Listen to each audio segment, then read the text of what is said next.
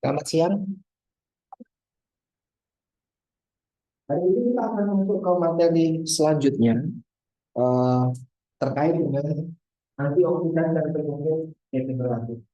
Ini ada kaitannya dengan informasi tentang kesehatan. Kenapa sih kita pada akhirnya perlu mengonsumsi ini, perlu mengonsumsi itu, kemarin bicara ini kita, oh kalau makanan ini banyak vitaminnya, kalau makanan atau minuman ini tidak mineral tertentu, terus ngapain gitu ya. Jadi mendasari terkait dengan hal itu, terkait dengan antioksidan dan penyakit. Kita coba perhatikan dulu.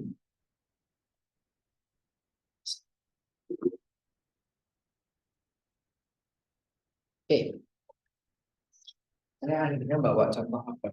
Film makanan. Apa kira-kira yang bakal terjadi ketika kita mengupas pisang, tapi kita nggak pernah habis atau mengupas apel, tapi nggak langsung dikonsumsi, tapi selesai. Apa yang nampak?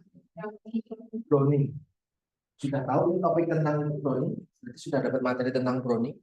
Kenapa di buah terjadi brownie? Teroksidasi karena terpapar udara. Apakah sebelumnya mereka terpapar udara? Sebelum dikupas? Enggak, karena ada lapisannya toh. Tapi ketika dia terpapar udara secara langsung, dia jadi brownie seperti ini. Jadi ini saya tadi mengambil contoh, kalau saya gigit gimana ya? Tapi benar kuas saja jadi kan. Nggak ada kuasa tuh. Lagi enggak. Saya kuas. Oke, kalau di buah seperti apel terjadi browning karena ada proses enzimatik, ya, karena ada oksidasi, ada oksigen yang terpapar di eh, buah ini karena tadi ada enzim tersendiri kayak polifenol oksidasi dan yang lainnya, dia jadi coklat. Tetapi kita sedang tidak bicara tentang proses ini. Kita bicaranya tentang bagaimana dengan tubuh kita.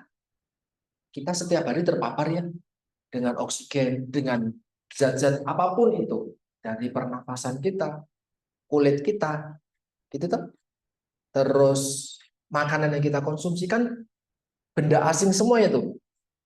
Yang kita hirup itu kan benda asing, oksigen atau udara masuk ke paru kita itu kan benda asing. Yang kita makan itu kan juga benda asing tuh. Itu bukan bagian dari tubuh kita tuh. Kita makan. Kulit kalian nampaknya kan tertutup. Tapi sebenarnya kan polutan bisa masuk ke sini tuh. Karena nggak sepenuhnya ini kayak plastik yang kedap. Dia tetap ada porinya sendiri. Dan yang masuk ke yang nempel di kulit dan yang lain itu kan juga gas juga. Nah, bagaimana dengan tubuh kita ketika ada banyak paparan dari luar diri kita? Nah, di sini saya punya contoh jurnal, teman-teman nanti bisa akses jurnalnya di link ini, kalian bisa klik. Ini menyampaikan tentang apa ya, hubungan antara makanan yang kita konsumsi jika makanan tersebut antioksidannya tinggi. Apakah ketika seseorang mengonsumsi makanan yang antioksidannya tinggi itu bisa terkurangi risiko untuk penyakit stroke atau tidak? Di sini teman-teman tiba-tiba mau mungkin antioksidan memang saya kasih tahu sesuatu yang kalian nggak ngerti dulu. Gitu ya. Tentang stroke juga belum tahu stroke itu seperti apa penyebabnya kan. Tapi jurnal ini menyampaikan semakin berkualitas makananmu, makanan yang dikonsumsi dalam arti yang kualitas artinya mengandung antioksidan yang tinggi, maka risiko untuk kena stroke itu lebih rendah. Sampai sini oke? Pertanyaannya, kok bisa? Ini di sini disebutkan bahwa wanita di dalam penelitian ini yang mengonsumsi makanan yang kaya dengan antioksidan memiliki kesetiaan stroke yang lebih rendah.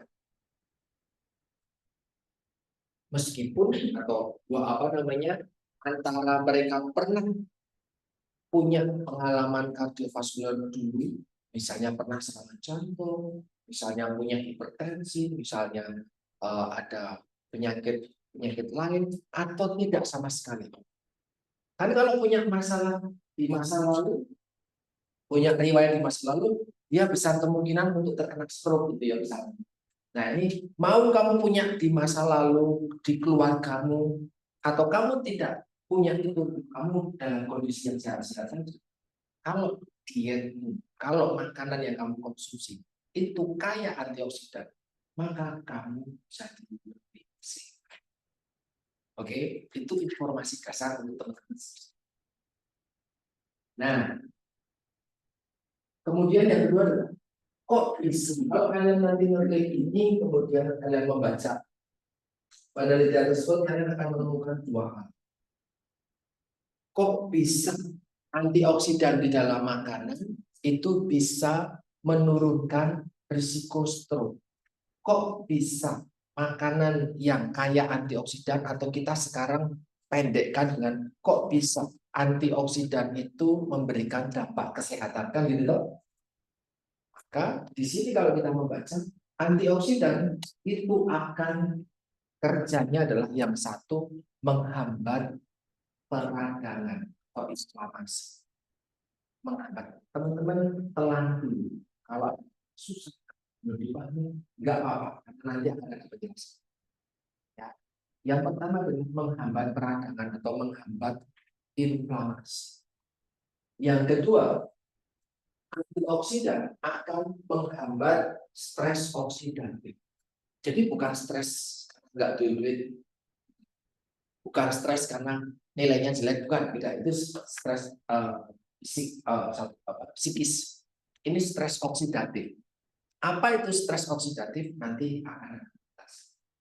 Jadi dua kondisi. Yang pertama peradangan atau inflamasi. Yang kedua adalah stres oksidatif. Dua kondisi jelek ini bisa dicegah dengan antioksidan. Dua kondisi jelek inilah yang membuat orang jadi sakit. Oke? Dua kondisi ini, inflamasi dan stres oksidatif, itulah yang membuat seseorang punya penyakit, punya manifestasi kena jantung, kena stroke, kena hipertensi, kena diabetes dan yang lain. Itu berawal dari dua hal ini, inflamasi dan itu semua bisa dicegah dengan antioksidan. Oke? Dan antioksidan ada di mana? Di makanan. Oke. Sehingga kalau kamu makan makanan yang kaya antioksidan, kamu jadi relatif lebih sehat. Sampai sini ada yang masih belum nangkep? Wes, sudah semua ya. Saya harap teman-teman jujur dengan diri sendiri. Cuma 30 orang kok. Kalau memang belum nangkep, silakan paksa dulu. Saya akan ulangi. Saya coba ngomongnya pelan dan recording pun. Jadi kalau kalian masih belum nangkep sepenuhnya, ulangi. Saya tidak memonetize YouTube saya, jadi nggak ada mas. Kalian mau tonton berapa, gitu ya? Oke, kita next dulu. Ini isi dari jurnal tersebut. Ketika saya mencoba menyebutkan semuanya untuk wanita-wanita yang tidak punya riwayat cardiovascular disease, gitu ya, yang tidak punya riwayat, artinya yang sehat-sehat aja. Dia dan keluarganya sehat-sehat aja. Tidak ada riwayat cardiovascular disease, penyakit jantung, penyakit stroke, penyakit hipertensi, penyakit gagal jantung dan yang lain. Itu klaster penyakit kardiovaskuler. Kardio itu jantung, vaskuler pembuluh darah. Jadi penyakit jantung dan pembuluh darah. Kalau orang-orang tidak punya riwayat kardiovaskuler di masa lalu, ternyata semakin banyak kapasitas antioksidan di dalam makanan dia, artinya antioksidannya makin banyak di makanan yang mereka konsumsi, ternyata orang-orang wanita ini ini ternyata terjadi penurunan kejadian stroke. Jadi dia bisa terhindar dari terkena stroke 17%. Oke, bisa ditangkap ya. Nah, yang kedua, wanita-wanita yang ternyata punya riwayat cardiovascular disease. Oh, dulu punya hipertensi. Oh, dulu pernah pasang ring jantung. Oh, dulu pernah gagal jantung. Oh, dulu pernah kena stroke gitu. Atau keluarganya yang punya. Oke, kelompok wanita kayak gini. Artinya tidak sehat-sehat aja, gitu ya. Baik secara keturunan ataupun dirinya sendiri. Ternyata ketika dietnya antioksidannya juga banyak, ternyata dia punya risiko stroke yang hemorrhagic itu sebesar 57% lebih mudah. Artinya makanan dengan antioksidan yang gede itu bisa memberikan dampak kesehatan pada orang sehat ataupun pada orang yang sakit. Oke, stroke hemorrhagic itu apa? Stroke itu ada. Ini just informasi. Saya tidak akan tanya ini kalian. Stroke itu ada tuh, hemorrhagic dan non hemorrhagic. Hemorrhagic itu berdarah. Non hemorrhagic itu tidak berdarah. Artinya apa? Stroke itu kayak kalian pakai selang, ya, pembuluh darah ya. Dari karotid ke otak itu kita ibaratkan seperti sedotan atau selang. Oke, stroke itu ada penyumbatan di saluran tersebut. Kan darah setiap hari dipompa gitu. Kalau ada sumbatan, darah mengalir nggak dengan lancar? Enggak. Kalau sumbatannya kecil, mungkin masih bisa ngalir. Tapi kalau sumbatannya full, bisa ngalir. Apa yang terjadi kalau dipompa terus-menerus, darah dipaksa terus untuk mengalir? Itu stroke hemorrhagic. Itulah ketika seseorang jadi separuh, bahkan meninggal. Itulah stroke hemorrhagic. Tapi stroke non hemorrhagic mungkin dia tidak menyumbat penuh, jadi sumbatannya nggak seberapa, jadi nggak sampai pecah pembuluh, gitu ya. Itu gambaran sederhananya seperti itu. Artinya apa? Dengan penerapan gaya hidup yang sehat, apa itu gaya hidup sehat? Ya tidak hanya dietnya yang antioksidannya tinggi, tapi juga punya edukasi kesehatan yang baik, atau diberikan edukasi kesehatan, atau juga aktivitas fisiknya juga teratur, dan paparan asap rokok rendah. Jadi tidak diet sendirian, juga harus dikombinasikan dengan dia rajin beraktivitas fisik, dia punya pendidikan kesehatan, dia juga rendah aktivitas dari merokok, paparan asap rokok. Oke.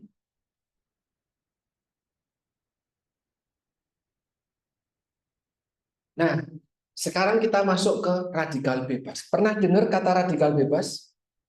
Pernah ya? Di iklan, di omongan orang. Oh, free radikal bebas. Pernah dapat materi tentang radikal bebas sebelumnya? Belum. Oke. Yang tadi tentang stroke, wanita dan yang lain kita singkirkan dulu ya. Kita masuk ke topik tentang radikal bebas. Ya teman-teman tahu, oh maksudnya itu gitu ya. Nah, saya mau memberikan informasi tentang radikal bebas. Free radikal.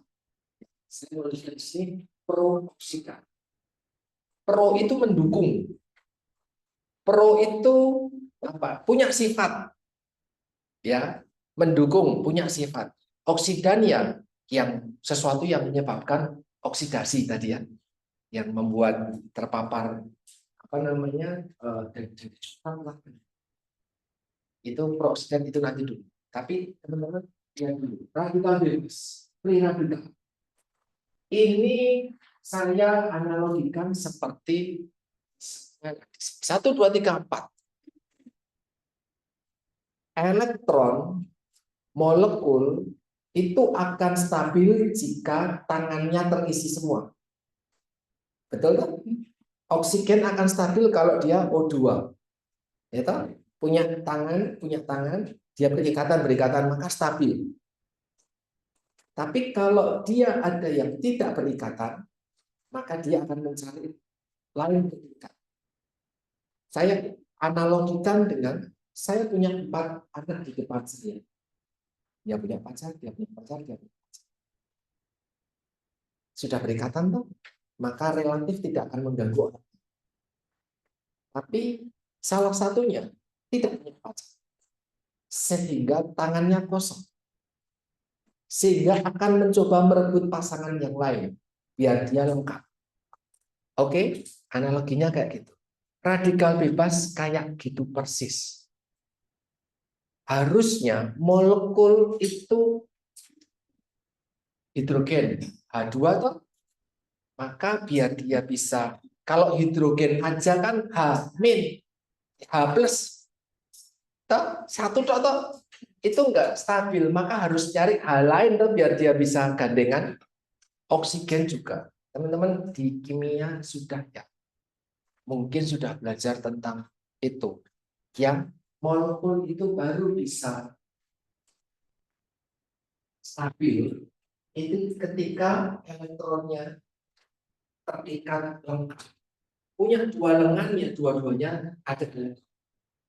Tetapi karena kondisi-kondisi tertentu, sel molekul tertentu itu kehilangan elektron, maka dia akan berusaha merebut elektron lain untuk jadi terikat dengan dia. Paham? Kalau sudah direbut, apakah dia masih radikal bebas atau enggak? Tidak. Tapi temennya jadi radikal bebas sekarang. Karena dia enggak punya ikatan. Paham enggak? Kamu enggak punya. Bukan untuk merebut saya, tapi kamu merebut yang lain. Paham? Akhirnya akan berantai. Kalau merebut, itulah yang terjadi di tubuh kita. Ketika kita terpapar, maka elektron-elektron yang ada di dalam sel kita yang masih sehat akan direbut oleh itu. Sel kita yang masih sehat akan jadi sakit. Sel satu akan mempengaruhi sel lain, mempengaruhi sel lain, mempengaruhi sel lain. Sehingga terjadi rantai masalah tadi nggak selesai-selesai. Gitu. Nah ini karena kehilangan molekul jadi tidak iya molekul yang lain. Molekul sel yang lain akan menjadikan reaksi berantai sehingga di dalam tubuh semakin.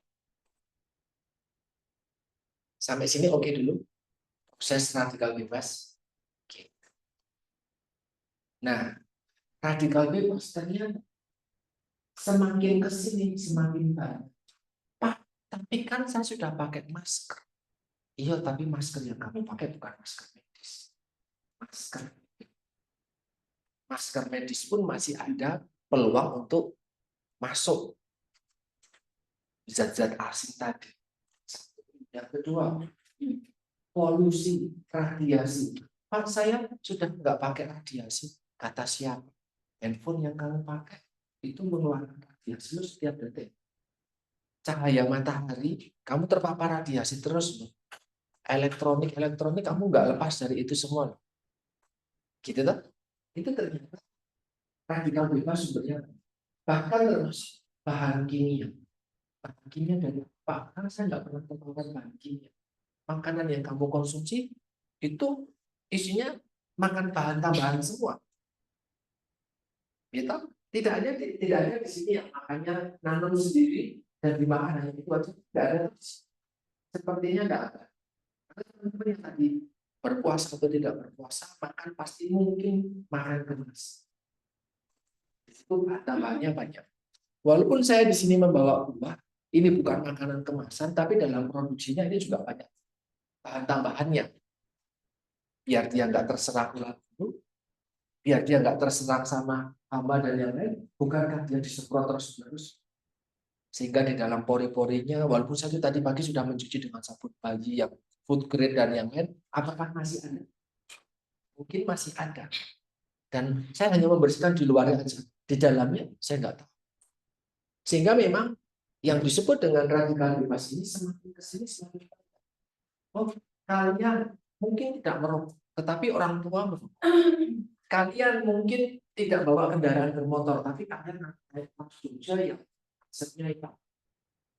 Atau pakai motor, di belakang knalpotnya itu tadi, langsung hilang pandangan. Toh, truk yang lalu. Makanan tidak sadar. Semuanya itu memberikan radikal bebas yang semakin ke sini semakin banyak. Dan ini berdampaknya pada apa? Ya pada rantai di dalam tubuh kita tadi. Sel-sel kita yang harusnya sehat jadi sakit. Maka sekarang banyak penuaan dini. Penuaan dini bukan anak muda nama lebih tua, no, bukan terkait dengan itu. Remaja jompo ini baru kadang capek itu kan sangune kalau enggak minyak kayu putih koyo ada kan harusnya enggak kayak gitu ya kan masih punya 20-an tuh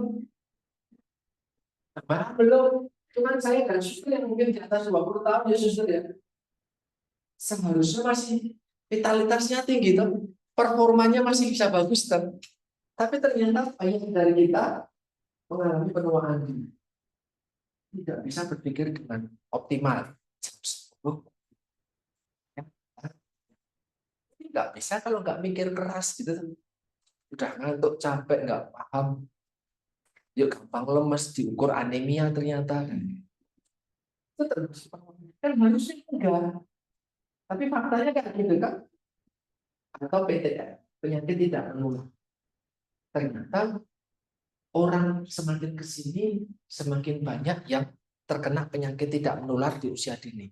Kena serangan jantung, kena diabetes, kena stroke di usia yang relatif muda. Banyak artis-artis muda yang meninggal karena serangan jantung. Lagi main sepak bola pun meninggal karena serangan jantung di tengah lapangan. Atlet badminton 1-2 tahun yang lalu itu juga meninggal waktu olahraga atau di usia-usia yang harusnya masih muda tapi ternyata harusnya masih sehat tapi ternyata itu sudah terkena penyakit-penyakit tertentu misalnya ya terpapar radikal bebas sejak dini. Ini ada berita saya ambil dari koran bukan hanya rokok dan penyebab anak muda usia muda itu terkena penyakit jantung.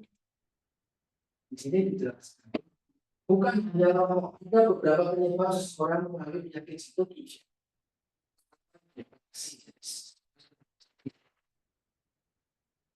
Terus panggil pasien kapan disiplinnya gitu. Hanya merasa tertekan saya ya cuma tanya. Pola makan semakin sembarangan pola makan tadi malam saya bisa pulang sore ya ada kalian teman-teman atas saya bukan ya belum pulang dia duduk di sini saya pikir kalian maaf saya belum Pak setengah 6 hampir jam 6 duduk di sini berempat terus kemudian saya jam segini jamnya buka gitu tuh jam buka saya coba lewat lewat perempatan MMUGM Jalan Kaluran ke selatan sampai ke Mirota kampus. Itu kan isinya makan semua ya. Saya sengaja pelan, ya Allah ini kan kuliah sekian kemarin baru ngomong, jangan-jangan ada mahasiswa saya yang pulang kuliah mampir di sini nih untuk berbuka atau nemenin temannya yang berpuasa untuk buka juga. Itu nggak ada warung yang sepi. Padahal hari biasanya sepi. Maksudnya ketika tidak berpuasa, ketika saya lewat situ ya relatif yang rame ya itu tok gitu tuh. 1-2 motor itu rentetan motor dan 2 baris. Jadi di belakang motor masih ada motor lagi untuk parkir. Jadi luar biasa padatnya. Itu belum jakal ke utara. Saya baru jakal ke selatan sampai Mirota kampus. Gitu. Itu ramenya minta ampun. Padahal di situ nggak mungkin toh mereka menyetok air dengan tangki mobil truk tangki air kan nggak mungkin kan. Dan di situ nggak ada keran air, kalau setahu saya nggak ada keran air. UGM nggak menyediakan keran air setahu saya. Yang bisa mereka lakukannya mungkin pakai ember gede, mungkin pakai drum yang isinya ya recycle terus tuh airnya untuk mencuci, untuk memasak misalnya, untuk nyiapin air minum misalnya. Saya terus berpikir, oh jangan sampai mahasiswa gizi ada di sini. Kalau ada di sini jangan sampai mahasiswa gizi stikes. Ya dia mahasiswa gizi belum dapat materi kuliah aja deh misalnya gitu, atau waktu sakit nggak dapat mata kuliah gitu. Pola makan dan gaya hidup serta kurang olahraga itu menjadi sesuatu yang mudah terjadi. Selain itu, kurang olahraga, makan sembarangan, gaya hidup, depresi, dan rokok itu menjadi beberapa contoh sebagai sumber yang menyebabkan inflamasi, yang menyebabkan stres oksidatif pada seseorang, sehingga seseorang jadi sakit. Salah satunya. Nah, apa hubungannya dengan antioksidan? Tadi, senyawa antioksidan mampu menstabilkan radikal bebas yang betul mencari elektron dari sel-sel sehat itu di stop dengan adanya antioksidan. Satu. Yang kedua, reaksi berantai tadi langsung di stop dengan adanya molekul dari antioksidan. Oke? Jadi di stop. Saya sakit cuma segini. Selesai. Maka itu yang menyebabkan orang-orang wanita tadi di jurnal tadi yang mengonsumsi diet antioksidannya tinggi, dia lebih sehat. Perkara dia memang sehat atau dia punya riwayat kardiovaskular di masa. Saya sebutkan pro-oksidan. Jadi radikal bebas itu mendukung oksidan. Apa oksidan? Saya sebutkan di slide selanjutnya. Ada kondisi setelah yang kedua itu kan menghambat oksidatif stres ya tadi ya. Maka pertanyaannya apa sih stres oksidatif? Apa bedanya stres psikis, stres depresi? Teman-teman selanjutnya. Stres oksidatif adalah tidak seimbang antara produksi radikal bebas dengan kemampuan tubuh menetralisirnya. Jadi kalian orang ngopo-ngopo di rumah saja, nggak kena polusi, nggak kena sinar matahari, nggak kena bahan paparan kimia, nggak terkena makanan-makanan kotor, misalnya kalian makan dengan sama steril, tubuhmu itu memproduksi radikal bebas. Tubuhmu, cuma kamu masih hidup sampai detik ini, masih oke-oke aja. Kenapa? Karena tubuhmu juga memproduksi antioksidannya untuk menetralisir itu. Oke, sampai sini oke ya.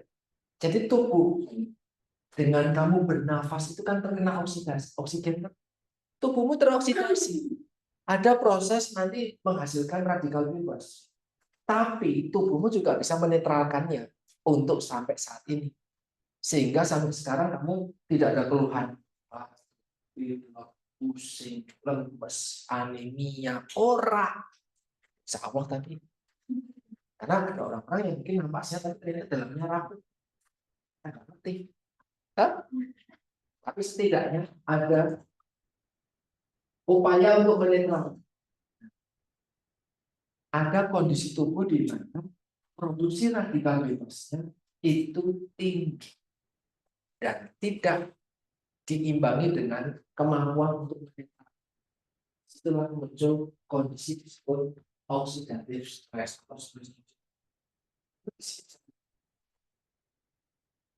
Di sini antioksidan untuk menjaga kesehatan.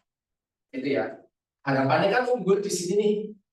Yang bisa kalian bantu, bisa kalian lakukan untuk membantu tubuhmu menetralkan radikal bebas yang kamu produksi sendiri. Plus radikal bebas yang datang dari luar. Ya. Jadi yang merusak itu dari luar dan dari dirimu sendiri. Itu kalian perlu membantu tubuhmu selain dalam membantu memproduksi antioksidan. Kamu perlu dukungan dari luar. Apa dukungan dari luar? Ini dia. Makanan-makanan yang mengandung tocopherol dan tocotriol. Apa itu tocopherol? Pernah dengar? Apa? Tocopherol pernah dengar? Bukan nama toko. Apa itu tocopherol? Nama lain dari apa? Vitamin apa? Tocopherol itu vitamin B. So, kita perlu mengonsumsi vitamin D. Kenapa? Karena untuk penetrasi radikal bebas. Kenapa? Karena produksi radikal bebas itu kita tinggi. Kok bisa? Kita memproduksi radikal bebas dan saya dapat polusi dari luar. Kalau sekarang kan vitamin D untuk ya itu bisa dalam populasi.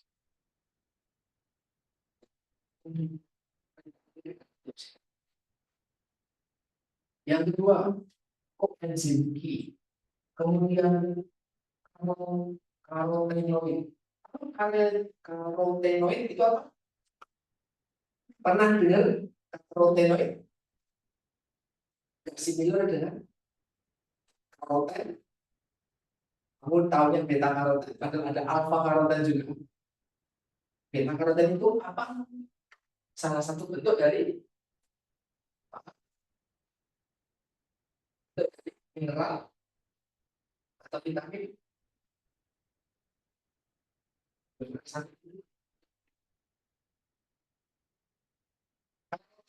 Beta karoten kalau kamu tahunya itu ya apa? Beta karoten adalah salah satu bentuk dari vitamin.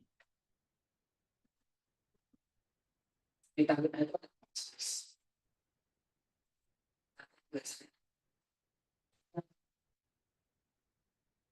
belum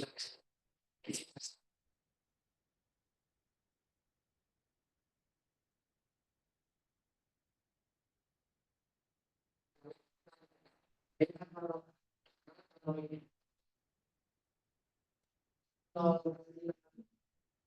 sudah sampai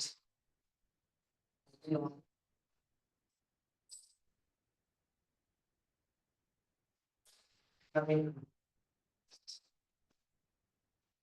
flavonoid, kemudian asam ascorbat, asam ascorbat itu namanya dari mineral vitamin.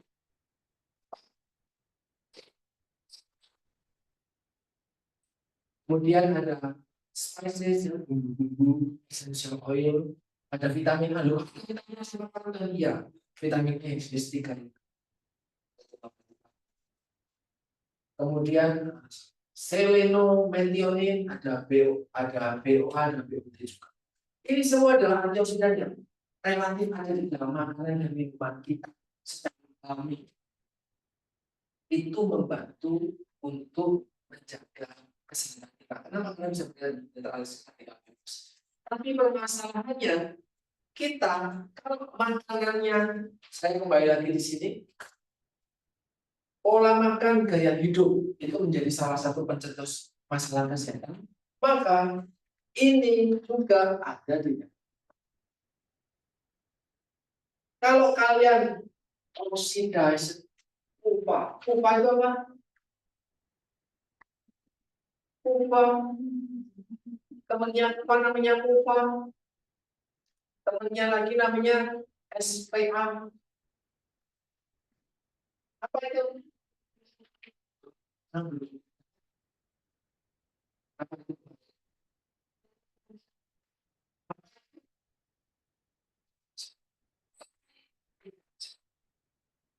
Unsaturated. Pupa, polyunsaturated fatty acid atau asam lemak tidak jenuh rantai ganda. Kalau rantai ganda mono. Mufa, saturated fatty acid SPA lemak jenuh itu ada di ikan, ada di daging. Semua sumber lemak itu ada SPA. PUFA atau PUFA. Permasalahannya adalah dia teroksidasi. Jadi sebenarnya minyak goreng itu sehat atau tidak? Sehat kalau tidak teroksidasi. Tapi minyak goreng itu minyak nabati. Itu tidak ada masalah. Itu sehat kalau tidak teroksidasi. Permasalahannya kita menggoreng dengan minyak goreng itu suhunya tinggi sampai dia teroksidasi, sampai baunya tengik, sampai bau minyak kebakar. Pernah mencium bau minyak kebakar? Gorengnya terlalu panas, meletik sampai baunya rusuk. Itu Pak, minyak yang teroksidasi. Permasalahannya itu bikin sesuatu itu waktu enak. Itu upaya teroksidasi. Itu teman-teman belajar ngecek suhu minyak dipanaskan suhu tinggi sampai dia mendidih berapa ratus derajat. Baunya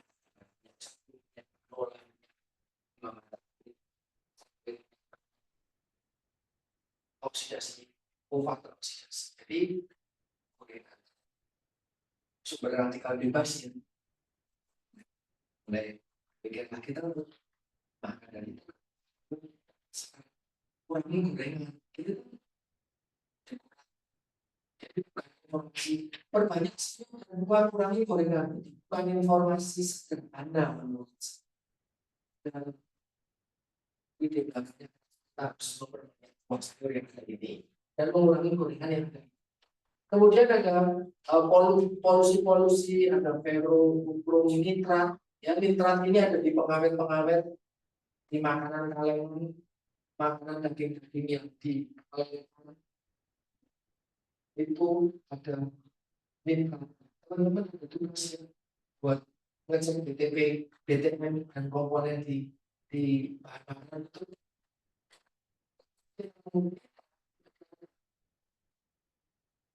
Ya,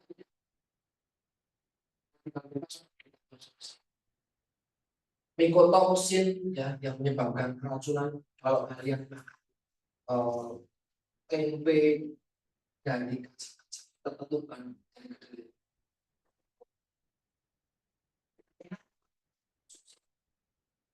beda dari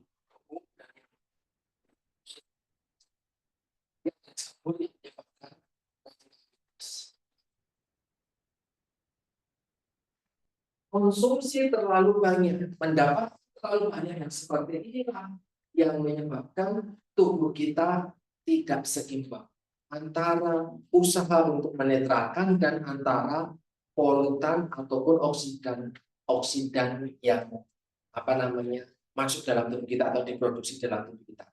Radikal bebas tadi, prooksidan. Inilah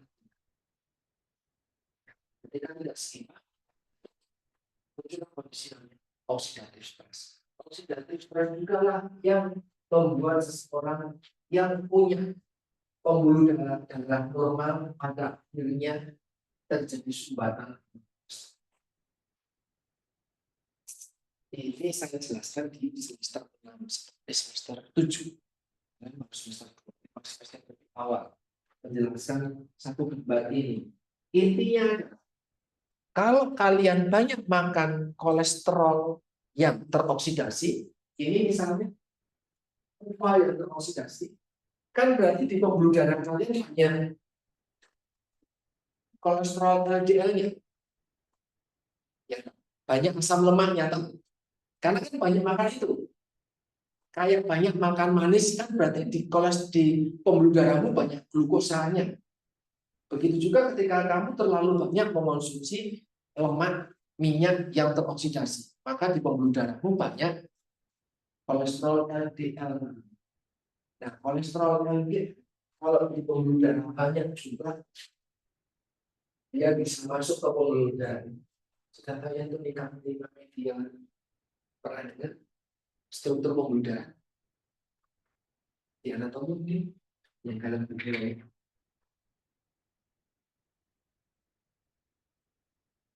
pembuluh darah itu bukan cuma satu lapisan tok, ada 3 lapisan. Tunika intima paling dalam, tunika media yang tengah. Nah, LDL yang banyak di pembuluh darah di lumen itu dia bisa masuk ke tunika media. Tapi ya, nah, ini saya nulis lagi nanti.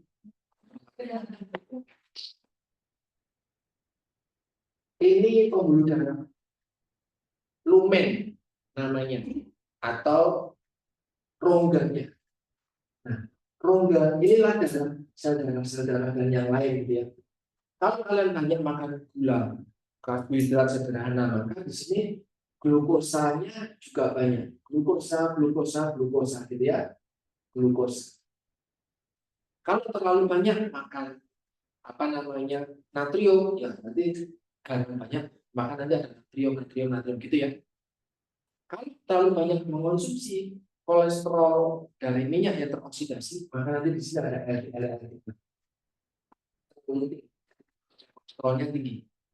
Sampai sini oke ya. Nah, ini lapisan paling dalam yang berhubungan langsung dengan darah. Ini namanya tunika intima. Nah, di tengah ini ada lapisan lagi.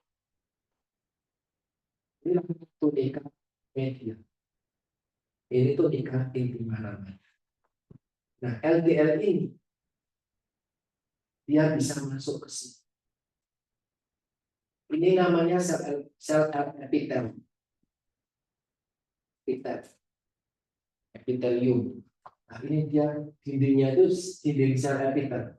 Bukan satu lapisan tok, tapi sel. Oke? Jadi kayak rantai sel gitu toh. Sel-sel ini di sela-selanya dia bisa masuk LDL masuk sela-sela. Kok bisa? Iya, karena epitelnya rusak. Kok bisa epitel rusak? Karena transfusi.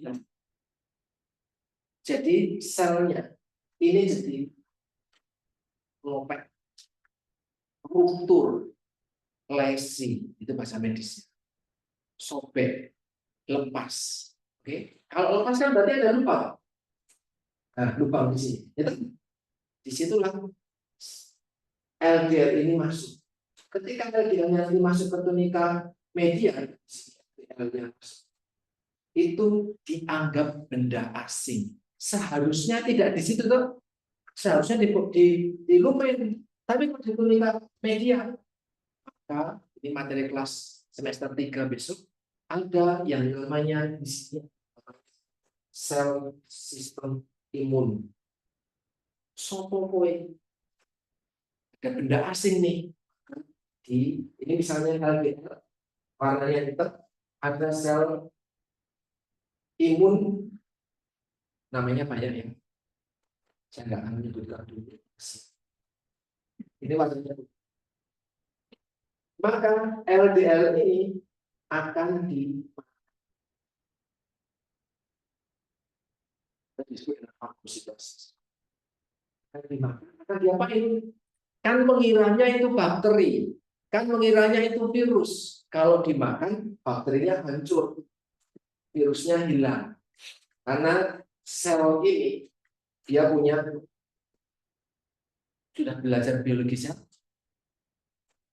ya semester ini. Dia ada lisosom dan yang lain yang bisa mendegradasikan materi-materi. Permasalahannya dia bukan makhluk hidup ini. Tidak, LDL, kolesterol. Jadi apakah rusak? Orang. Jadi setelah melakukan tugas, dia akan mengeluarkan lagi.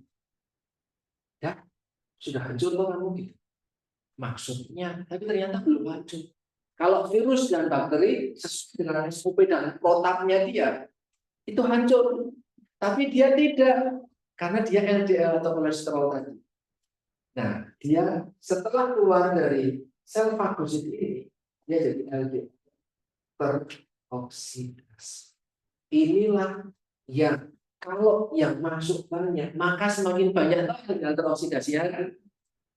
Iya, ngumpul. lemah, numpuk satu, numpuk dua, numpuk tiga. Numpuk-numpuknya itu di lumen sini dia kan belendung gini kan, numpuk, numpuk, numpuk, numpuk sehingga menekan lumen kan, ya bisa dibayangin ya. Jadi lumennya tertekan menjadi sempit, menjadi sempit, menjadi sempit, menjadi sempit banget, paham ya? Nah, inilah yang disebut dengan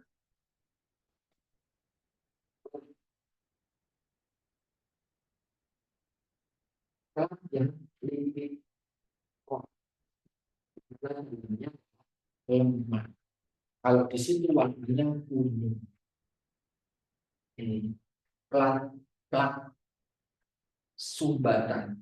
Nah, kalau ini menyumbat jantung, di sini dari coronanya jadilah penyakit jantung.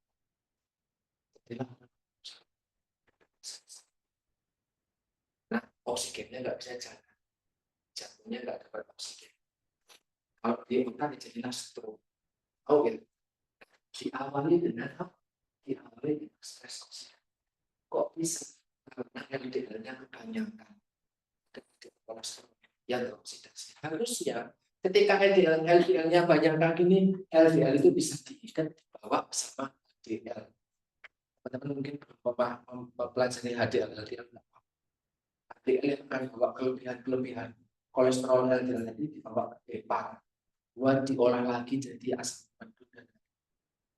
Tapi HDL-nya sitik.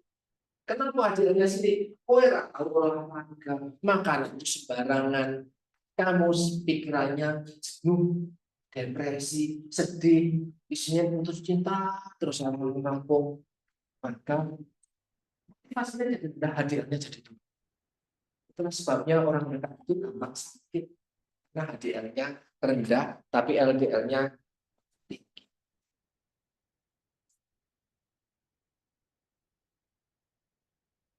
Jadi sampai ke perut. Ya tunggu, lama-lama akan full tutup semua.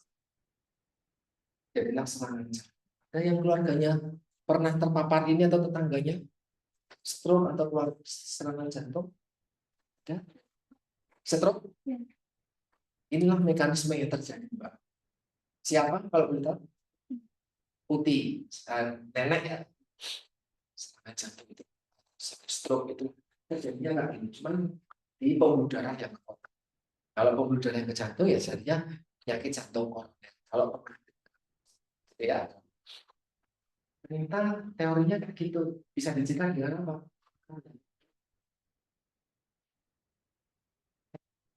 Oke, kondisi stres oksidatif terkait dengan di sini. Ngambil contoh, sel yang sehat mau diambil elektronnya menjadi radikal. Tadi sudah pakai gambar ini ya. Dengan adanya antioksidan dia bisa menyumbangkan elektronnya. Dia harus. Jadi tidak terjadi reaksi yang berantai lagi. Semoga ilustrasi sederhana ini bisa membantu memahami. Paham ya? Oke. Nah, antioksidan ini bisakah tetap membuat kondisi stres oksidatif dalam tubuh kita? Walaupun kita sudah mengonsumsinya? Kan tadi antioksidan bisa mencegah inflamasi ataupun stres oksidatif. Clear ya tentang itu. Pertanyaan saya, kita sudah mengonsumsi antioksidan, dapatkah tetap terjadi stres oksidatif? Ayo dicermati pertanyaan. Dapatkah tetap terjadi stres oksidatif sekalipun kita sudah mengonsumsi antioksidan? Dapat atau tidak? Dapatkah tetap terjadi atau sudah terbebas? Yuk, nalar berpikirnya dipakai. Ada yang mau berpendapat? Hal-hal kayak gini yang akan saya tanyakan di ujian. Tidak akan sifatnya recall. Recall itu ingatan, saya nggak butuh ingatan. Saya butuhnya gaya berpikir. Dapatkah tetap terjadi? Yuk, Tidak ada di catatanmu kan tadi saya juga belum ngomong. Apa terjadi?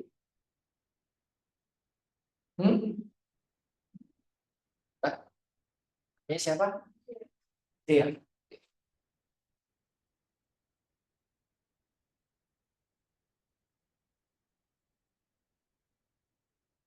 Kita memperoleh kehidupan ini menjadi kita kurang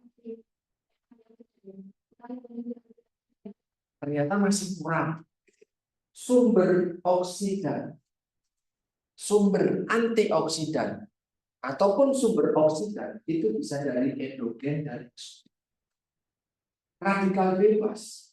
Oksidan itu bisa dari dalam diri kita karena kita memproduksinya. Bisa juga dari luar karena kita terpapar tadi. Antioksidan kita juga produksi, tapi juga kita butuh dari luar juga, ya toh? Harusnya ketika teman-teman sakit, ketika teman-teman tahu ngelaju dari sini ke Wonosari, misalnya rumahnya Wonosari nggak mau ngekos, tinggalnya di sini, rumahnya Wates tinggal ke sini kuliah setiap hari, kan paparan oksidasinya banyak banget.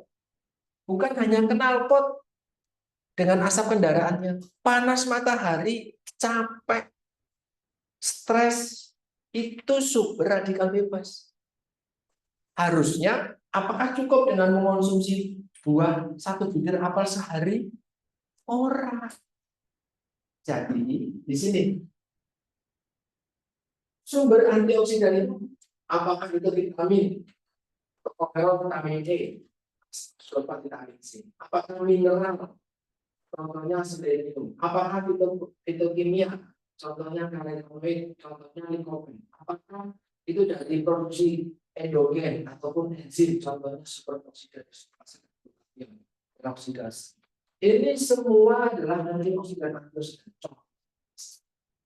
Tapi bisa tetap menciptakan kondisi stres oksidatif jika ternyata tidak seimbang.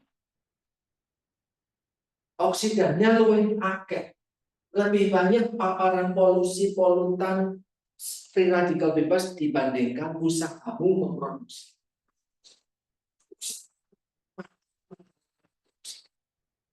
Belum seimbang dari makanan. Oke. Kemudian produksi endogenmu lebih banyak radikal bebasnya. Sedangkan produksi antioksidan endogenmu kayak ini mungkin terbatas. Sehingga dari luar kurang, dari dalam juga kurang antioksidannya. Tapi yang ketiga, penggunaannya itu tidak. Itu yang menyebabkan tadi saya juga makan buah, kok kita sakit? Oh, ternyata makan buah cuma segigit misalnya. Oh, padahal kita harus makan buah 150 gram sehari. Kita cuma makan buah 1 butir apel ini 80 gram, 70 gram, 80 gram. Kamu diminta minimal 150, means 2 atau 3 butir apel seukuran ini. Ini 80 gram, sudah dengan kulitnya, sudah dengan tengahnya. Kan kamu nggak makan tengahnya. Kan berarti tidak sampai 80 gram. Itu namanya BDD, sudah dapat dimakan toh? Sudah sampai situ toh? Artinya kalau mau mengonsumsi sesuai dengan anjuran, ya kalau apelnya segini, paling nggak kamu makan 2 sampai 3 atau 3 sampai 4. Apakah mengonsumsi buah ini hari Selasa, Senin dan Selasa ini ada yang mengonsumsi buah lebih dari 150 gram? Ya, patokannya segini tuh 80. Kalau dikurangi tengahnya ya sampai sedikit gitu ya. Itu baru dapat 50, 60. Kamu butuh minimal 3 sampai 4 setiap hari. Pertanyaan saya, Senin dan tadi pagi Selasa sudah mengonsumsi buah apapun itu? Ada yang sudah? Berapa? Apa?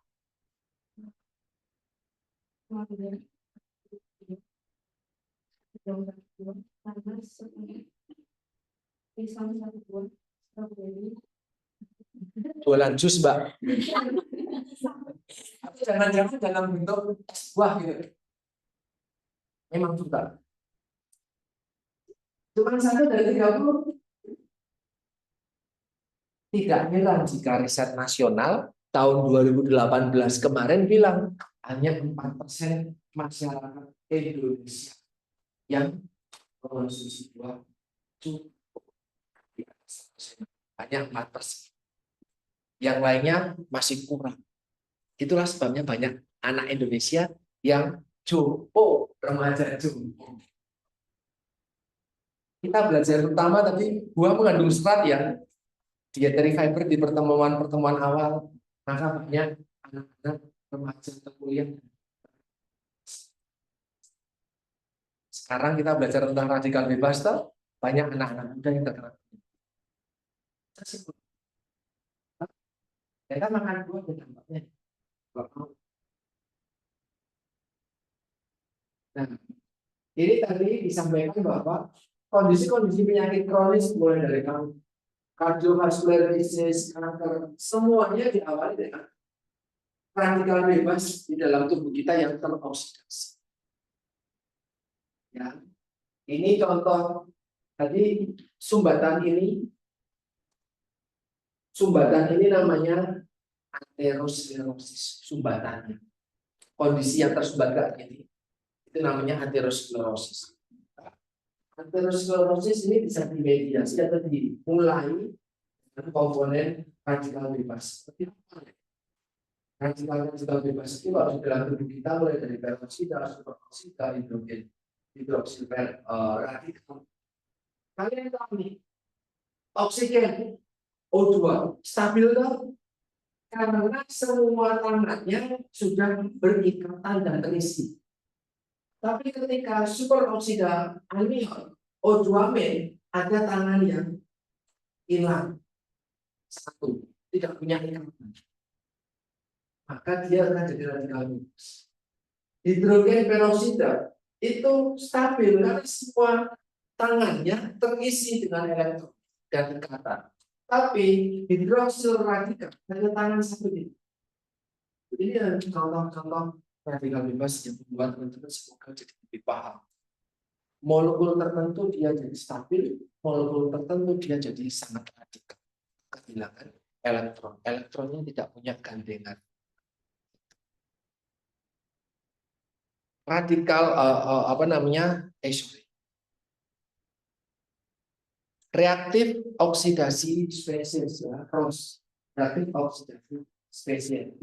Zat-zat molekul tertentu, hal-hal tertentu yang bersifat radikal ini dimulai dengan dimediasi dengan beberapa elemen trace elemen seperti ferrum, tembaga, kromis, dan nikel. Ini kalau terus tadi mineral-mineral ini di dalam tubuh kita ini berikatan dengan unsaturated fatty acid atau asam lemak tidak jenuh, either itu PUFA atau itu MUFA, maka akan membuat namanya lipid peroksida. Ini tadi yang LDL tadi yang teroksidasi, lipid peroksida tadi.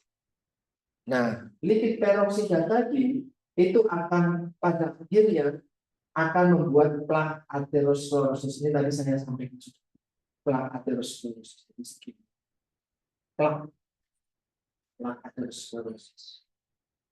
Nah, kita mengonsumsi makanan-makanan yang sehat karena kita kan belajarnya gizi ya, bukan obat. Kalau belajar obat, kita belajar di farmasi atau di kedokteran adalah bagaimana caranya menyembuhkan ini. Bagaimana caranya mengambil plak itu.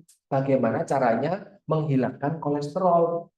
Jadi kalau kita belajar diet, belajar gizi bagaimana makanan untuk bisa mengatasi itu atau mencegah itu. Oke? Nah, makanan dan suplemen gizi dapat membantu menurunkan biomarker. Maksudnya adalah kita nggak ngerti, kamu kayaknya nafsu status gizinya baik. Apakah terjadi aterosklerosis dalam tubuhnya dia? Belum. Kan nggak ngerti. Apakah neneknya kasih dia badan gede? Nggak bisa lihat, oh ini kecil-kecil nih duduk di depan. Karena yang posisi dibandingkan Nggak bisa.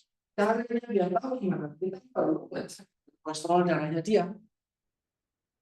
Kita perlu ngecek kadar glukosa darahnya dia.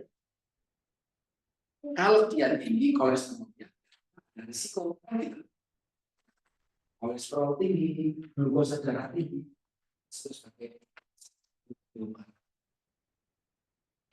mengendalikan biomarker ya, glukosa darah,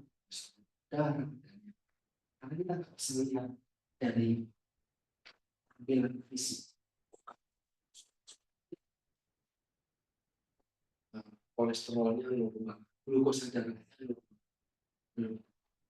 Begitu pula yang gemuk, belum tentu kolesterol tinggi, belum tentu yuk. Tapi memang betul semakin gemuk semakin banyak risikonya. Walaupun sifatnya belum fix, pasti bukan. Tapi risikonya lebih gede. Ya,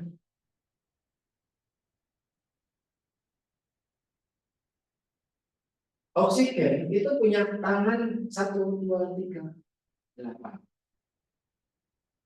Atom oksigen. Kemudian dengan hilangnya satu atom oksigen karena radikal apa namanya karena kondisi-kondisi tertentu membuat dia jadi radikal bebas.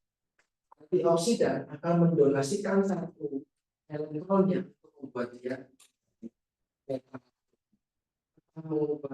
menjadi radikal bebas. Ya, itu tadi gambar. Teman-teman, silakan introspeksi. Apakah kalian sudah memahami, walaupun belum mendalam, tapi sudah mulai paham tentang apa itu stres oksidatif, apa itu radikal bebas? Ada yang masih mengganjel? Silakan tanya, karena kemungkinan akan jadi poin di UTS nanti. Ada yang mau bertanya tentang radikal bebas dan stres oksidatif? Kalau stres oksidatif tidak seimbang, itu keywordnya. Kita tidak mungkin dalam kondisi yang selalu seimbang, tidak mungkin. Kenapa? Setiap hari kamu dapat paparan, nafasmu kan nggak berhenti-berhenti, walaupun kamu tidur. Satu, makanmu kan nggak berhenti-berhenti, walaupun kamu puasa. Pikiranmu kan nggak berhenti-berhenti, walaupun mungkin kamu sedang istirahat dan bersenang-senang. Cahaya matahari, polusi, suara, elektronik itu nggak pernah berhenti memberikan radiasinya.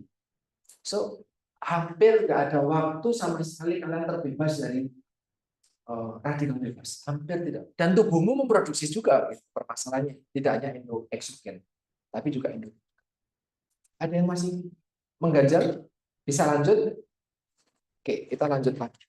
Kalau teman-teman masih belum paham, please ngomong, biar saya bisa membantu menjelaskan. Nah, kalau tadi tentang radikal bebas, sekarang tentang musuhnya, tentang melawannya, antioksidan.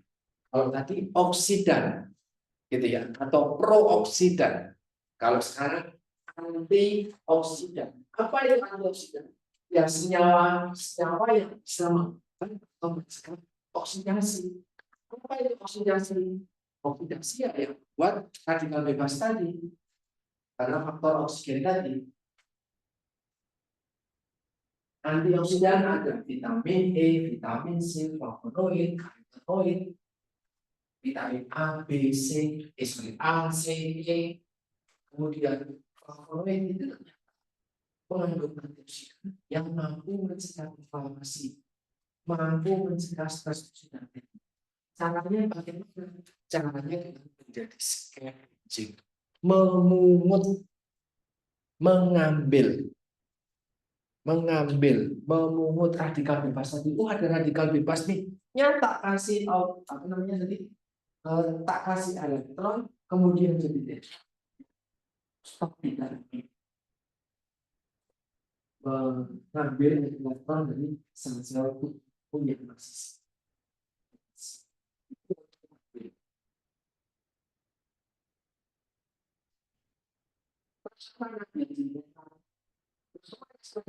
dibuang ke seluruh tubuh. keluar itu dibuang. Selesai. Maka kalian kondisi yang sehat. Ketika kalian bisa mengimbangi produksi oksidan, adanya polutan, oksidan dari luar diimbangi dengan antioksidan dari luar juga.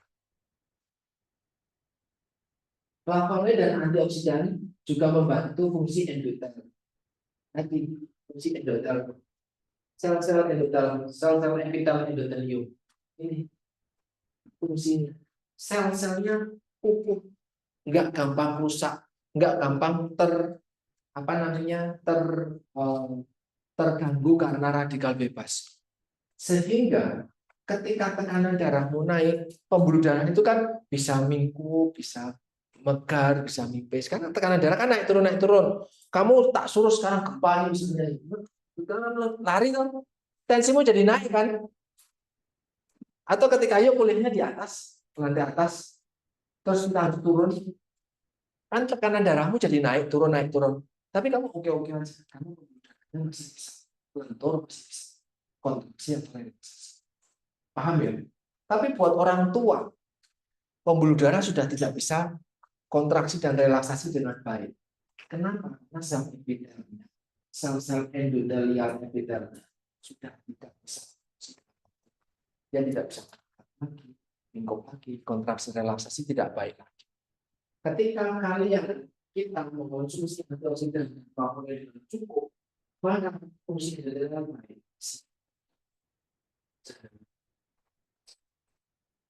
Sehingga inflamasi atau peradangan bisa terturunkan dengan baik. Kemudian proses bekuan darah juga bisa lebih rendah karena pembekuan darah bisa ikut membantu memperburuk kondisi aterosklerosis.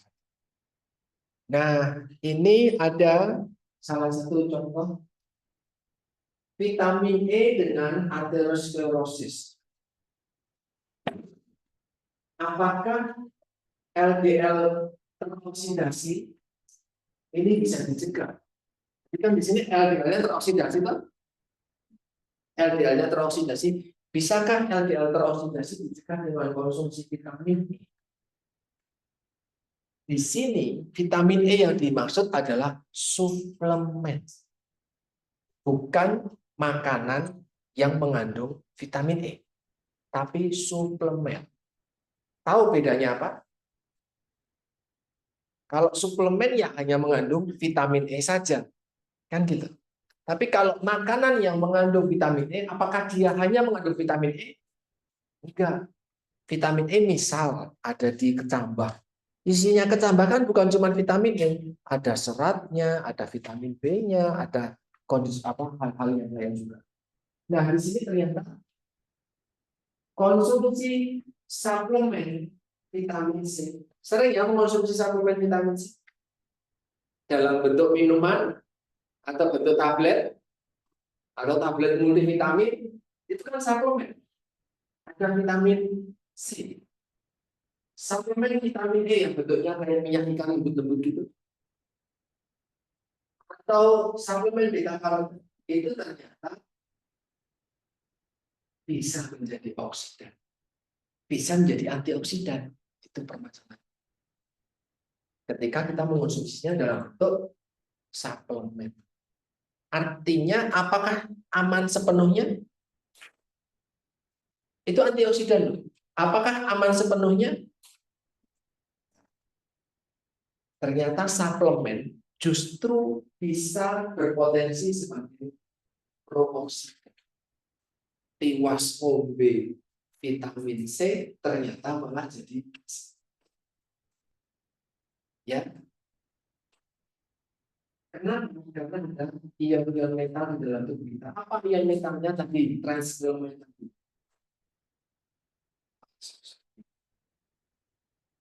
Si tembaga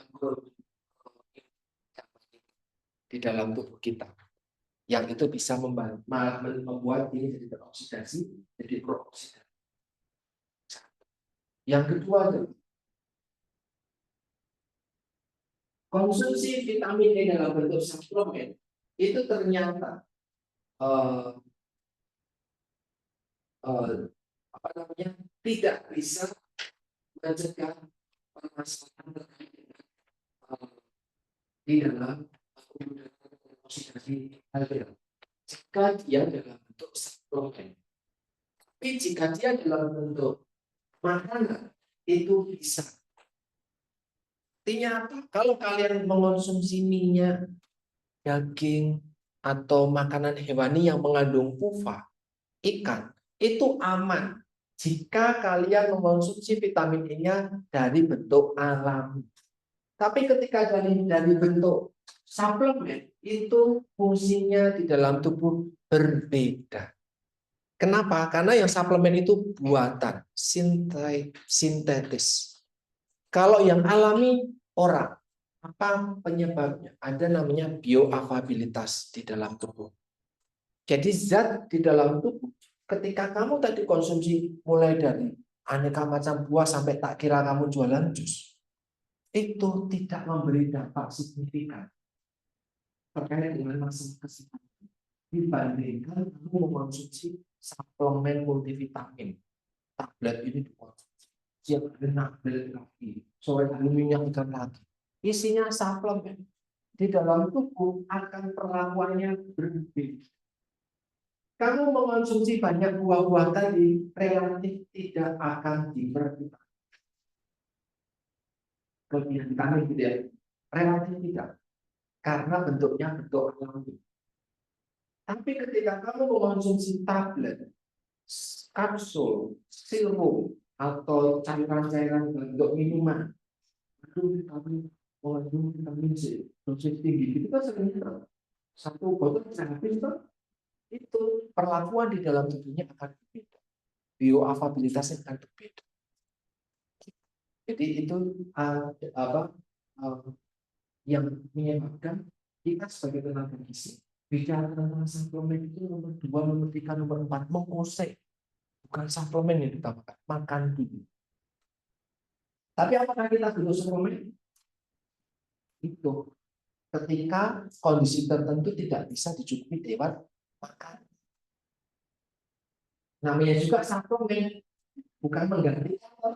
Suplemen itu kalau kamu kurang, sih kan gitu. Tapi kamu harus menyediakan lewat makanan dulu. Misal ketika kalian terkena COVID atau infeksi serius, harus mendapatkan vitamin C, toh? Yuk suruh makan buah. Buah yang kamu tadi konsumsi sampaikan tadi, atau 3 porsi apel itu, vitamin C-nya baru sekitar 80-100 mg. Ya kebutuhan kita, kecukupan kita juga memang segitu. Kalian perempuan di sini kebutuhan kecukupan vitamin C-nya 75 mg per hari. Sehingga kalau makannya cuma nasi orek tempe telur, nasi orek tempe telur saja, nggak dapat vitamin C.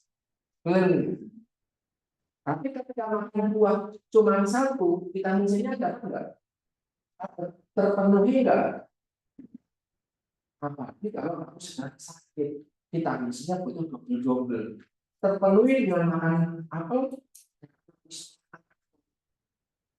Kalau bisa, silakan makan apel 10 butir setiap hari. Bisa mungkin enggak perlu seperti keluarga itu apel doang.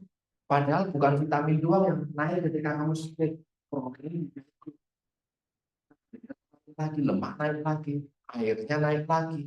Orang cukup perutmu tuh, maka butuh. Jadi suplemen diperlukan enggak? Ya, dalam kondisi tertentu, di mana lewat makanan sudah tidak lagi bisa terpenuhi. Tapi ketika bisa terpenuhi lewat makanan, dalam bentuk makanan, karena kalau kita konsumsi ini, apakah ini mengandung vitamin tertentu? Misalnya vitamin C, apakah dia mengandung?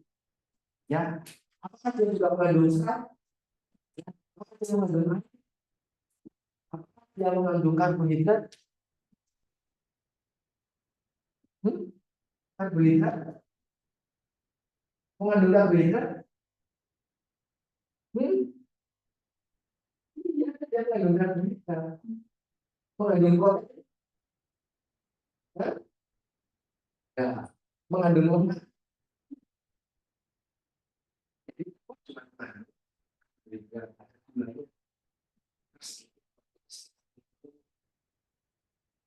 50 kalori, tapi vitamin C-nya ada, vitamin A-nya ada, potenoidnya ada kan? Lihat warnanya merah. Warna di dalam buah itu indikator kandungan gizi yang ada di dalam. Buah yang warnanya kuning, buah warna merah, buah yang warnanya hijau, buah yang warnanya ungu, putih, itu zat gizinya berbeda-beda. Kalau kamu cuma makan ini toh, ya gue oleh zat gizi iki toh. Ya toh? Maka apakah boleh Pak saya sarapan cuma dengan buah? Sahur dengan kurma 3 butir susu? Ini pertanyaan tadi malam yang saya sebelum tidur buka di di Manifest. Kenapa? Apakah karena nggak sempat sahur? Ya cuma ada itu tinggal di grab terus makan. Nah, kebutuhan gizi itu terpenuhi. Kalori mungkin ya terpenuhi. Tapi apakah vitamin terpenuhi? Mineral terpenuhi? Gitu ya. Jadi kalau kamu bicara tentang pesan gizi, pesan-pesan yang akan kalian sampaikan cenderung monoton. Banyakin makan sayur, banyakin makan buah, makan buahnya bervariasi kayak dia. Makan buah, jadi ambil, ada salad diambil, ada apa dia. Itu akan lebih baik daripada setiap ini makan buah, tapi cuma satu jenis buah saja. Karena dia hanya mensuplai zat gizi tertentu saja. Ya, ini dan kemudian ada lagi vitamin E dan karotenoid, tapi yang sifatnya adalah suplemen, itu ternyata berhubungan terbalik dengan kardiovaskular disease. Berhubungan terbalik itu maksudnya ketika konsumsi vitamin E-nya tinggi, kardiovaskulernya rendah. Jadi semakin kalian mengonsumsi vitamin cukup, kardiovaskulernya rendah. Mirip seperti tadi ya, yang ketika studinya ibu-ibu wanita tadi. Konsumsi antioksidannya tinggi, stroke-nya rendah. Kalau ini kardiovaskuler rendah. Tetapi studi epidemiologi artinya studi di masyarakat. Di masyarakat di Indonesia, kamu makan vitamin E. Oh ya, saya ya. Makan vitamin E ya. Saya tidak. Jadi di masyarakat. Kalau studi NCT, artinya benar-benar dicek. Kamu hasilnya vitamin E, kamu hasilnya terus 10 tahun, 20 tahun. Sekarang nih, siapa yang hadir? Nanti ya, itu studi NCT. Belum. Tidak. Itu jadi belum ada uji pencegahan. Jadi orang-orang yang konsumsi vitamin E secara teratur belum terbukti bisa tapi orang-orang yang mengonsumsi 300 sampai 400 per hari ini ternyata belum mendapatkan manfaat terkait dengan pencegahan kardiovaskular. Ini penelitian satu, penelitian dua, penelitian tiga. Ternyata dampaknya belum ada manfaatnya vitamin E. Tapi ingat ini suplemen. Ini tentang suplemen. Kemudian suplemen beta-karoten juga tidak punya manfaat terkait dengan kejadian kardiovaskular, tidak memberikan manfaat ketika dalam bentuk suplemen, gitu ya. Kemudian karena data risetnya masih kurang, maka tidak bisa yang ngomong biar tidak terkena stroke lagi atau anak-anaknya simbah biar tidak kena stroke, konsumsilah suplemen, tidak bisa. Kenapa? Karena beberapa penelitian ini di sini disampaikan tidak menghasilkan manfaat ketika konsumsinya dalam bentuk yang disarankan dalam bentuk makanan. Stroke itu genetik bisa diturunkan. Ada faktor genetik. Kamu, keluarga inti ayah itu punya kesempatan. Bagaimana dia tidak terkena stroke? Kan dengan konsumsi konteks ini ya, tapi konsumsi makanan secara artinya makanan real. Kalau mau vitamin oke,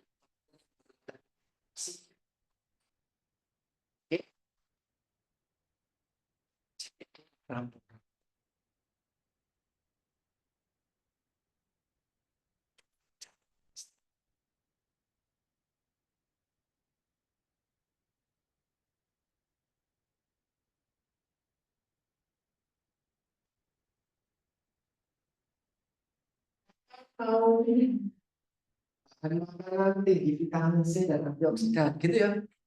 Makanan untuk mencegah penuaan dini 12.000 sampai 17.000. Jadi lebih kontekstual muncul.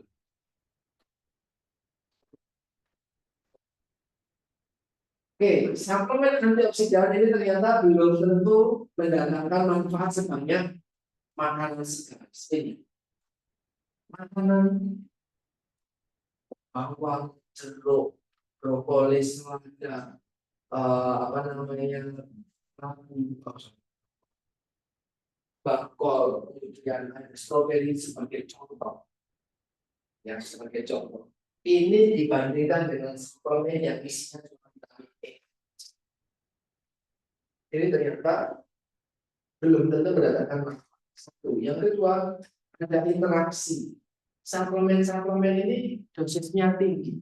Satu botol, saya nggak lihat. Kalau ada lihat, saya akan komentar. Satu botol itu 330 cc, itu isinya 1000 mg vitamin C. Kalian silakan tanpa menyebut merek sudah tahu ya. Banyak tablet vitamin C atau minuman bervitamin C. UC 2000 itu 1000. Ya toh? Itu vitamin C-nya 1000. Kecukupan kalian tadi sebagai perempuan cuma 70. Jadi kalau mau mengonsumsi itu boleh nggak? Boleh.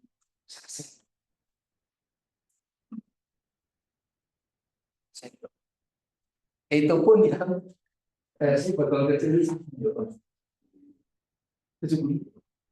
Tapi apakah kalian mengonsumsinya 1 sendok? Misal, bahkan salah satu pendeta kami di setiap hari mengonsumsinya 2.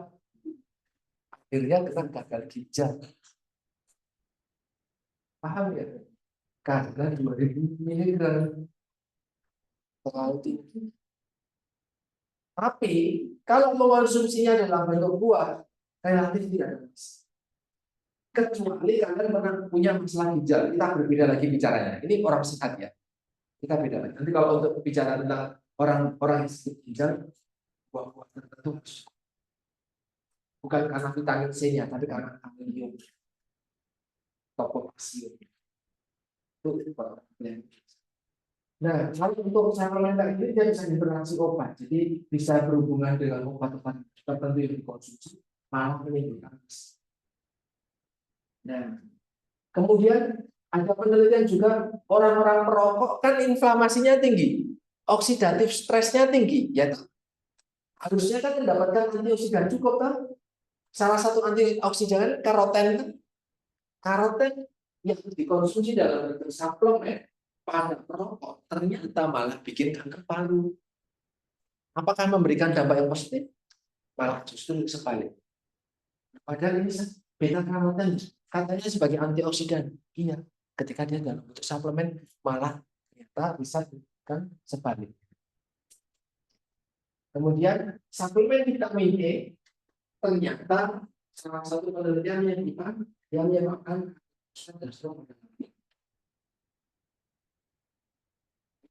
semoga bisa membuat teman-teman jadi aware yang itu masih konsumsi suplemen atau tidak.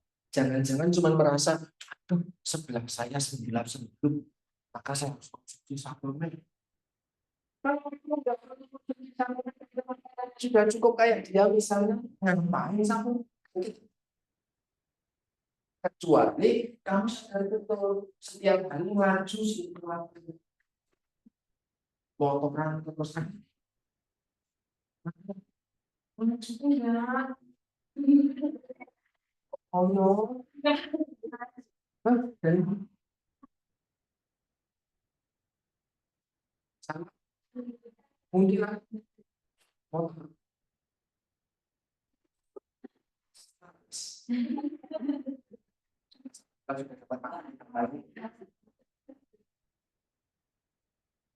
Oh, diopenil. Diminimalkan makan yang cukup karena makanku kebutuhanku lebih tinggi dibandingkan teman yang lain yang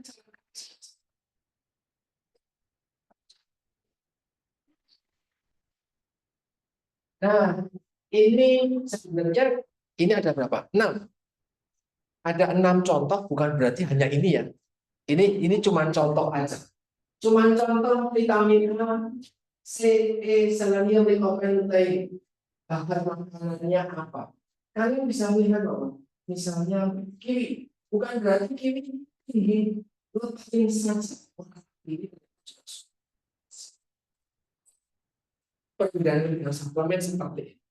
Bahwa bahan makanan utuh itu mengandung zat gizi yang kompleks, gitu ya. Maka kalau mengonsumsi buah, sayur, protein, karbohidrat yang bervariasi, kita berpeluang dapat zat gizi yang bervariasi dan banyak juga. Ini ada contoh-contoh bahan makanannya, ada contoh apa ya, benefitnya apa, terus tujuannya buat apa, kalian bisa membaca sendiri.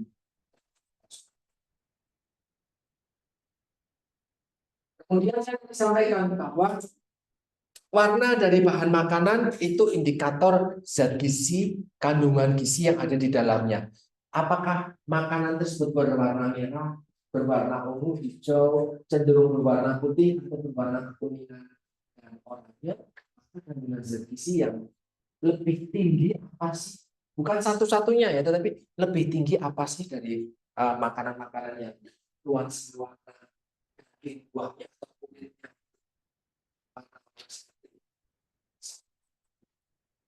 Kemudian saya juga mengambil dari salah satu apa namanya jurnal, ternyata bahan pangan sumber antioksidan bukan cuma buah dan sayur saja.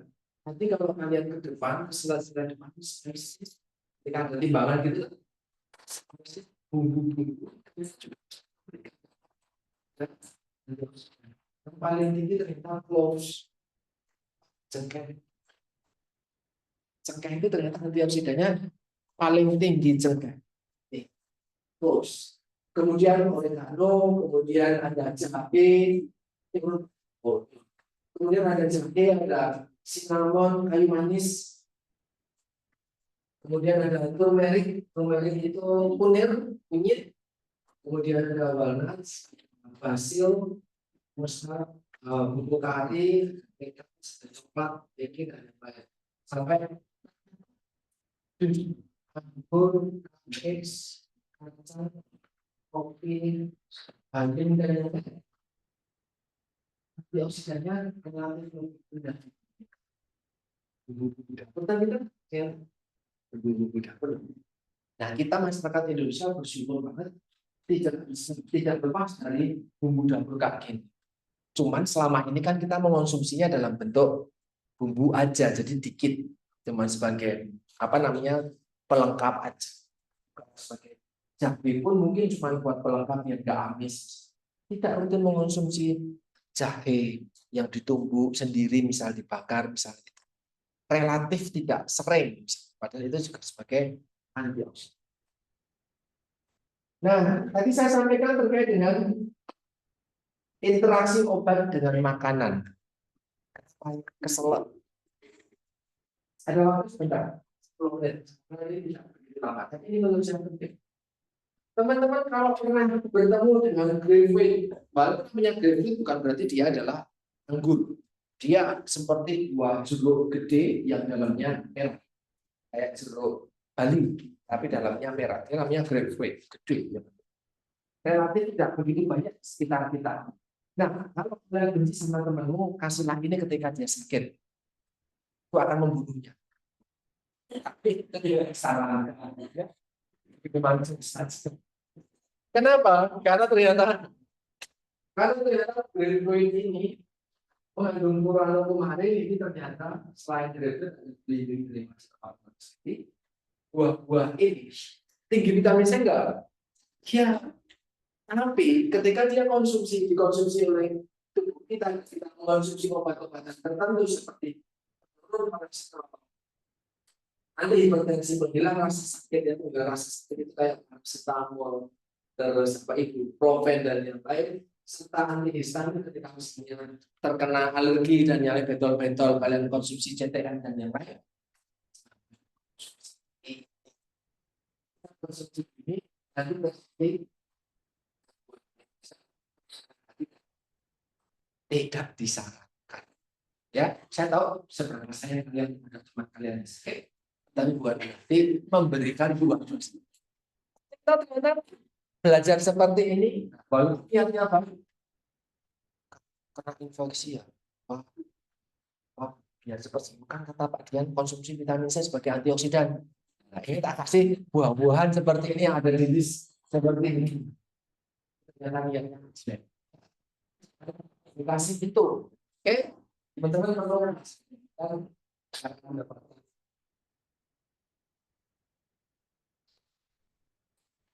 isinya ada vitamin B-nya, ada serat, ada fosfor, magnesium, potasium, sugar, dan vitamin C-nya juga.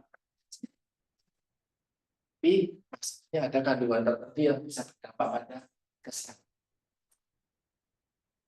Bagaimana biar makan buah itu nggak cuma di jus, nggak cuma di smoothies, nggak cuma dipotong terus jadikan apa namanya salad, ya dijual 12 itu tadi saya jam 8 ngajar dia satu jualan salad mangga. Oh sini nggak jualan itu ya enggak. Ini enggak. Buahnya lengkap di sambil kuliah jam 8. Buahnya lengkap Pak, ada kejunya banyak, ada mayones. Kalau saya tanpa keju sama mayones, masa cuma buah tok? Ya enggak apa-apa. Ya, kenapa ya Bang? Ya kalau cuma buah tok, ya enggak 13 itu. Ya enggak apa-apa. Gitu saya 13 itu buahnya harusnya lebih banyak dong. Karena saya enggak bisa makan. Setiap buah jadi jelek. Lemaknya mayones kan gitu. Saya ambil contohnya salad mio, gitu. Salad mio warnanya biru.